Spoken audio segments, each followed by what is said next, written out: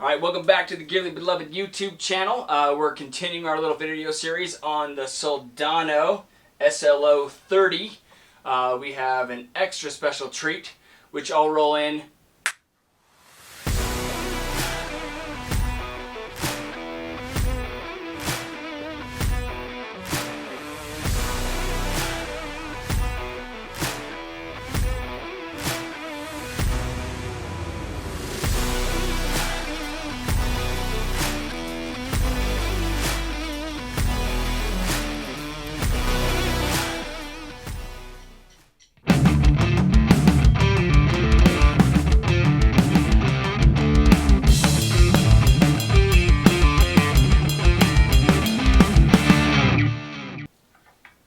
Extra special P90s today. This is the Theodore from Gibson. We'll do a little bit more of a breakdown video on this later. Kind of my first experiences with this guitar today. P90s, wraparound tailpiece, Brazilian rosewood fretboard, alder body, walnut stripe down the middle. Dang, this thing is sexy. And the neck is a freaking tree trunk, man. It's a tree trunk, but I'm gonna make it work. It sounds freaking good. Hopefully we can get that to come across today. So let's just kind of check volumes real fast.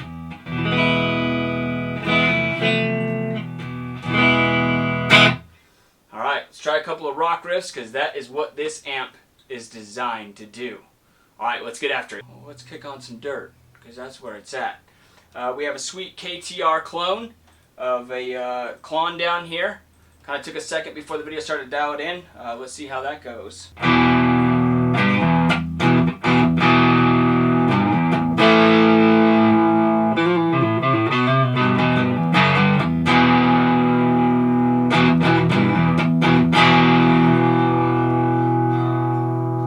That was cool. Not quite enough gain for me for this amp. We'll kick it onto the overdrive channel in a minute, but let's kind of see how the in-betweens are going to stack up with some P90s. I'm going to quickly throw it back to the neck position and try that KTR again. See if I get a little bit more bite out of it that I'm looking for.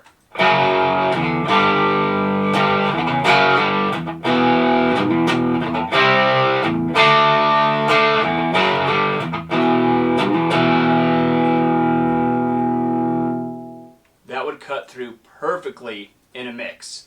So if I wanted to kind of jam by myself, I'd probably use the neck pickup. And the bridge position is where I'm going to generally sit in a mix. That sounds awesome. Still very recognizable tone to kind of what I was going for, but it would sit in a mix a lot better. So that's a quick little note. File that away for later. That's one thing that I really want people to start paying attention to more when they play. Make these little notes. Write them down if you have to. Take a second. Be like, hey, that sounds really good while I'm jamming at home, but that would sound super sick with drums and bass in the background. When I start playing, I start jamming, I really start to hear the bass and the drums kind of start to come in. I'm a terrible drummer, but I know how to use a computer, so that's fine for me. Or I'll have a buddy jam with me on drums. Bass lines I can kind of get a rough idea, at least enough to be able to convey to somebody else. But yeah, keep that in the back of your mind. Follow that in the back of your mind. And if you're not good at remembering stuff after you get done jamming, sometimes I don't, so I tend to make a little note if I need to. Alright, let's, now that we have that, let's kick on this really cool Prince of Tone that's brand new to me. Haven't even played it for more than 30 seconds yet. Just enough to kind of get it dialed a little bit for kind of what I was thinking as far as tone-wise for this amp. Let's give it a whirl.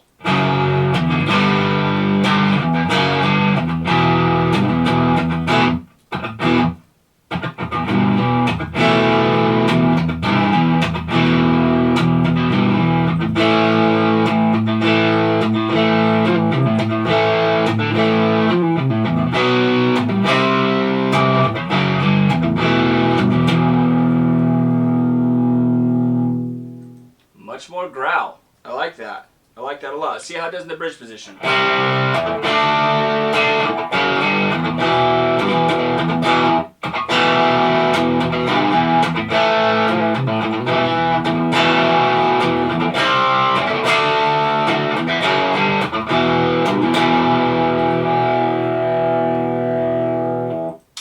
let's go both positions and see if I can maybe get that good brightness that would cut through in a mix. but also add a little bit of lows back in.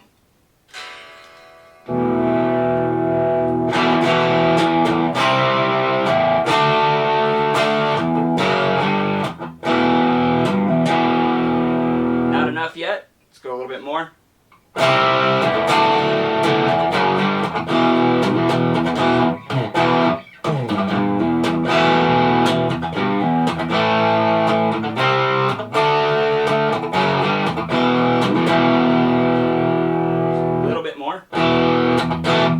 Right there. That instantly, that first time just...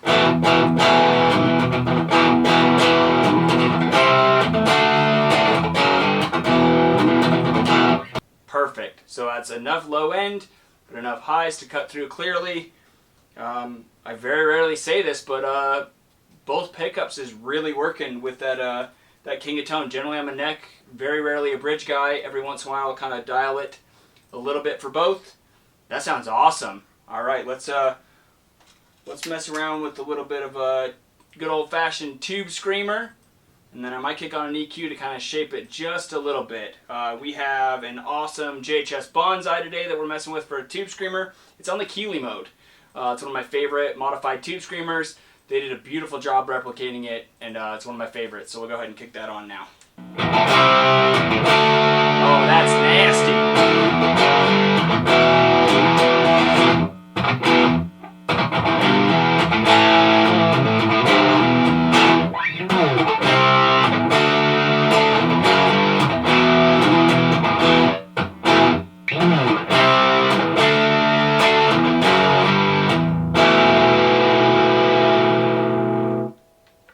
Yeah, that sounds awesome. See if we can beef it up just a little bit. I'm going to go to the neck pickup because I know where I've set my EQ. And we're going to kick that on. I'm going to dial that. There we go. Noise gate. Up just a little bit more. That's a lot of gain I'm stacking up here.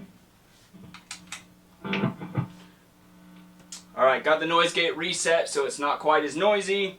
Turn on the 10-band EQ. We'll get a nice close-up shot on that of where I have all the settings. It'll be picture somewhere, wherever my wife decides to put it, because she's the one that's going to be doing it. Thanks, sweetheart. Love you.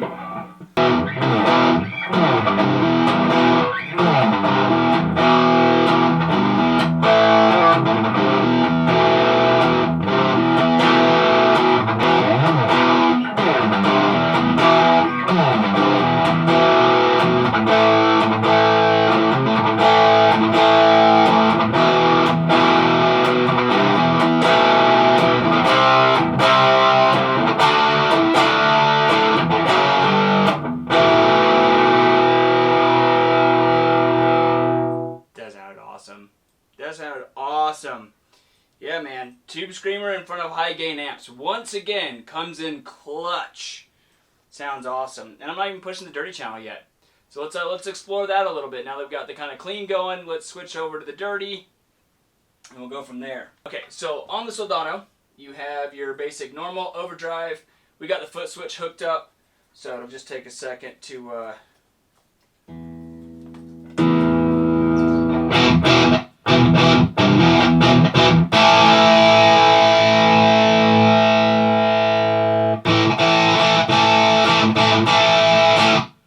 bring the noise gain down just a little bit so I don't get that weird little choppiness.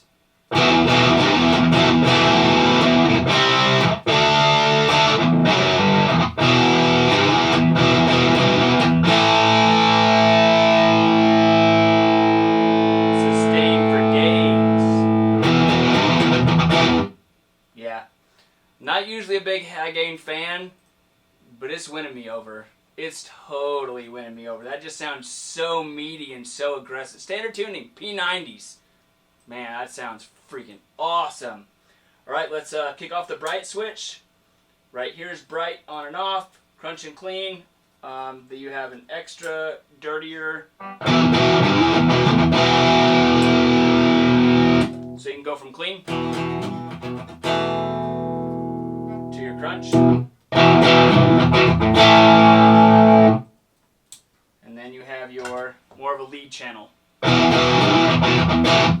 Like super like that, just that little bit of compressed, like not quite nasally, but just adds that just extra texture like a like a wool blanket's getting dragged over the microphone, but in the best way possible with the little hairs that are coming off that highs.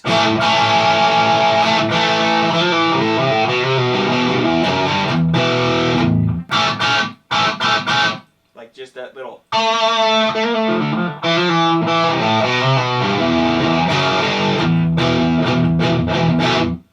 Yeah, one of these times I'm going to have to plug a 7 or an 8 into this thing once I learn how to use the 7 or 8 string. New experience for me, but have one of those sooner than later. I just can't get over how growly and awesome that sounds. A little basic 3 string.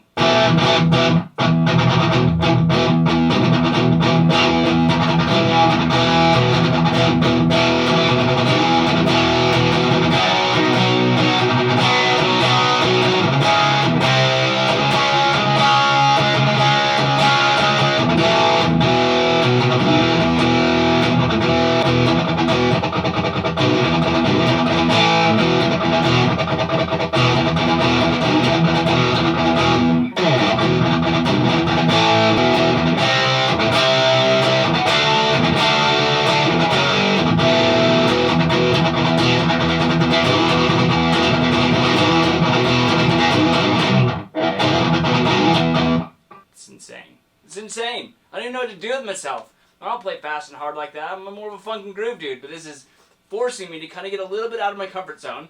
So sorry if it's not so super polished, but I'm all about polishing turds, man. We'll figure it out. We'll totally figure it out. All right, let's kick on some other pedals. Go back to the clean channel and see how I can stack up a couple other of my faves. All right, so got it back to the clean channel.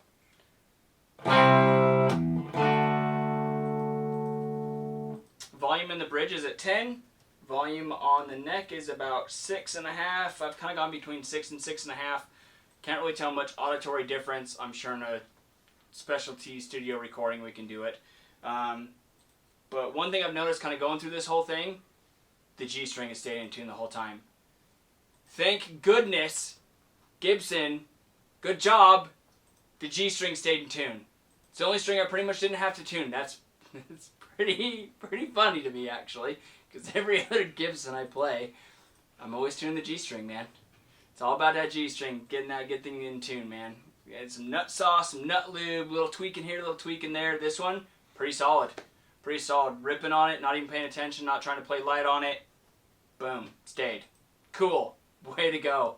We shouldn't have to spend $5,000 to have it stay in tune, but shit, I'll take it. I'll totally take it. Alright, so we got the EQ on, MXR 10 band. Like I said, we'll put shots up. And then Friedman Golden Pearl, one of my faves. Voice is in the middle, high cut is on, volume's at about a third, tone is about a third as well, and then drive about 2/3. That's one of my favorite places to put most drive pedals. Is going to be pretty general around there for me, at least for what I like for my ear, but it seems to stack really well with this. We'll see kind of how that changes versus the dirty channel on this and kind of that same style riff.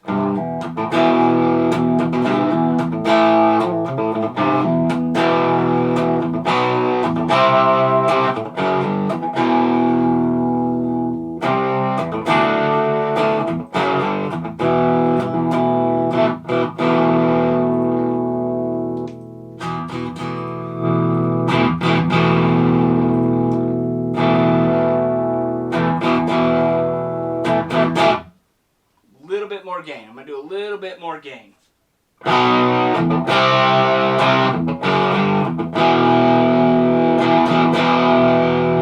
Yeah, that's the snap I'm looking for. I want that really quick attack without having to kick on a compressor. It's one thing I really like about the Golden Pearl in particular. It just adds this really cool snappy roundness to things, whether you're kind of making it more clean, a little bit more dirty. It just has this really, really cool attack.